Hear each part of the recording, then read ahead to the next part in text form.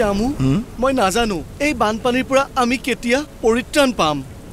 ভগৱানৰ ক্ৰোধৰ পৰা আমাক কোনে ৰক্ষা কৰিব নহয় নহয়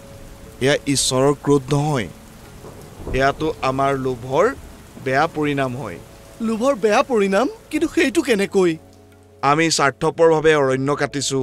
আৰু খেতি পথাৰ আৰু ঘৰ নিৰ্মাণৰ বাবে নদীবোৰ সলনি কৰিছো এই পানী প্ৰবাহিত হ'বলৈ কম ঠাই দিয়ে আৰু অৱশেষত পানীৰ স্তৰ বৃদ্ধি হোৱাৰ বাবে বানপানীৰ সৃষ্টি হয় কিন্তু আমি জীয়াই থাকিম কেনেকৈ আমি নদীৰ পাৰ সমুদ্ৰ তীৰৰ পৰা অতি কমেও 250 মিটাৰ দূৰত ঘৰসমূহ নিৰ্মাণ কৰা উচিত সকলো বানপ্ৰবণ অঞ্চলত সঠিক নিষ্কাশনৰ ব্যৱস্থা কৰা উচিত কিন্তু আমি ঘৰ ক'ত নিৰ্মাণ কৰিম চোৱা ৰামু আমি বানপানীৰ স্তৰতকৈ ওখ ঠাইত আমাৰ ঘৰ বা গাঁওসমূহ নিৰ্মাণ কৰা উচিত বৰ ক্ষতিকাৰক এই বান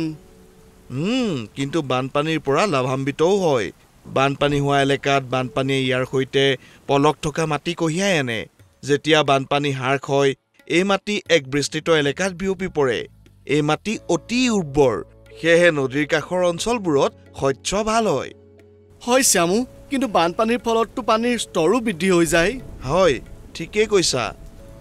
কিন্তু বানৰ ফলত লোকচান যদি আছে লাভতো হয় হয় শ্যামু আমি সঠিক পদক্ষেপ লৈ বানপানীৰ ক্ৰোধৰ পৰা এৰাই চলিব পাৰোঁ একদম মই সংকল্প লৈছো এই তথ্যটো মই সকলোলৈকে প্ৰচাৰ কৰিম আৰু সকলোৱে মিলি এই পদক্ষেপবোৰ ৰূপায়ণ কৰিম এয়াইতো কথা